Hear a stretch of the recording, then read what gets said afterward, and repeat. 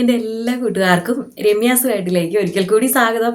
അപ്പം ഞാനിന്ന് പെട്ടെന്ന് ഉണ്ടാക്കിയെടുക്കാൻ പറ്റിയ ഒരു മാങ്ങാച്ചാറിൻ്റെ റെസിപ്പിയാണ് കേട്ടോ ഷെയർ ചെയ്യുന്നത്. അതായത് സദ്യകൾക്കൊക്കെ നമ്മൾ ഇൻസ്റ്റൻ്റ് ആയിട്ട് ഉണ്ടാക്കിയെടുക്കുന്ന ഒരു മാങ്ങാച്ചാറുണ്ടല്ലോ, അതിൻ്റെ റെസിപ്പിയാണ് കേട്ടോ ഷെയർ ചെയ്യുന്നത്. അപ്പോൾ വീഡിയോ സ്കിപ്പ് ചെയ്യാതെ തന്നെ കാണട്ടോ കൂട്ടുകാരെ. പോകാന്നാ. അതിനായിട്ട് ഞാനിവിടെ ഇതാ ഒരു 3 മാങ്ങ എടുത്തിട്ട് അത് ചെറുതായിട്ടൊന്ന് നുറുക്കി എടുത്തിട്ടുണ്ട്. അപ്പം അതിൻ്റെ തൊലിയൊന്നും കളഞ്ഞിട്ടില്ല കേട്ടോ കൂട്ടുകാരെ.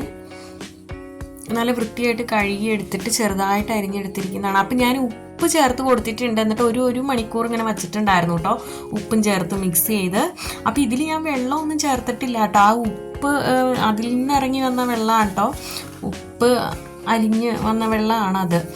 ഇനി ഞാനതൊരു ബൗളിലേക്ക് ഇട്ട് കൊടുത്തു. അതിലേക്ക് ഇവിടെ കായം പൊടിയാണ് കേട്ടോ, കായം വറുത്ത് പൊടിച്ച് ചേർത്താണ്.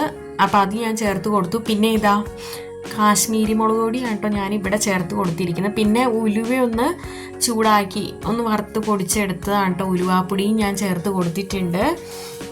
എന്നിട്ട് ഇനി ഇതെല്ലാം കൂടെ നമുക്ക് നന്നായിട്ടൊന്ന് മിക്സ് ചെയ്ത് എടുക്കാം.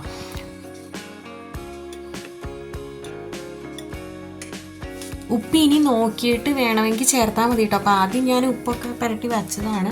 ഇനി നമുക്ക് പാൻ അടപ്പത്ത് വയ്ക്കുക. അതിലേക്ക് ഞാനിവിടെ ഇതാ ഒരു 4 സ്പൂൺ നല്ലെണ്ണയാണ് കേട്ടോ ചേർത്ത് കൊടുക്കുന്നത്. അച്ചാർ ഉണ്ടാകുമ്പോൾ എപ്പോഴും നമ്മൾ നല്ലെണ്ണ ചേർക്കുകയാണ് നല്ലത്, അച്ചാർ പെട്ടെന്ന് കേട് വരാതിരിക്കാനൊക്കെ. അതിലേക്ക് അത് ചൂടായി വന്നപ്പോൾ കടുക് ചേർത്ത് കൊടുത്തു. കടുക് പൊട്ടി വന്നപ്പോൾ അതിലേക്ക് ഒരു 3 പച്ചമുളക് ചെറുതായിട്ട് വട്ടത്തിൽ അരിഞ്ഞ് ചേർത്ത് കൊടുത്തു. കറിവേപ്പിലയും ഇട്ട് കൊടുത്തിട്ടുണ്ട്. ഇനി ഇത്രയേ ഉള്ളൂ. ഇത് മൂപ്പിച്ച് നമ്മൾ മിക്സ് ചെയ്ത് വച്ചിരിക്കുന്ന മാങ്ങയിലേക്ക് ചേർത്ത് കൊടുത്ത് നന്നായിട്ടൊന്ന് മിക്സ് ചെയ്ത് എടുക്കൂ കേട്ടോ.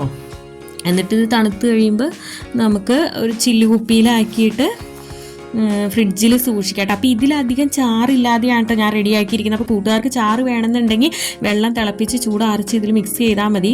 അപ്പോൾ നമ്മൾ കുറച്ച് ഫ്രിഡ്ജിൽ എടുത്ത് വച്ചിട്ട് ബാക്കി നമ്മൾ ഉള്ളതിൽ സ്വല്പം എടുത്തിട്ട് അതിലേക്ക് നമ്മൾ ഈ വെള്ളം മിക്സ് ചെയ്തെടുക്കുകയാണെങ്കിൽ ചീത്തയാവാതെ നമുക്ക് പെട്ടെന്ന് ഉപയോഗിക്കാനുള്ള അങ്ങനെ എടുക്കാം കേട്ടോ. അല്ലാത്തത് നമുക്ക് വെള്ളമൊന്നും ചേർക്കാതെ ഫ്രിഡ്ജിലെടുത്ത് വെച്ചാൽ മതി. അപ്പോൾ അടിപൊളി ടേസ്റ്റാണ്, കാണുമ്പോൾ തന്നെ മനസ്സിലാവുന്നില്ലേ. കൂട്ടുകാർക്ക് എൻ്റെ വീഡിയോ ഇഷ്ടപ്പെട്ടു എന്ന് വിചാരിക്കുന്നു കേട്ടോ. അപ്പോൾ ഇഷ്ടപ്പെട്ട ലൈക്ക് ചെയ്യാനും കമൻറ്റ് ചെയ്യാൻ ഷെയർ ചെയ്യാനൊന്നും മറക്കില്ലല്ലോ.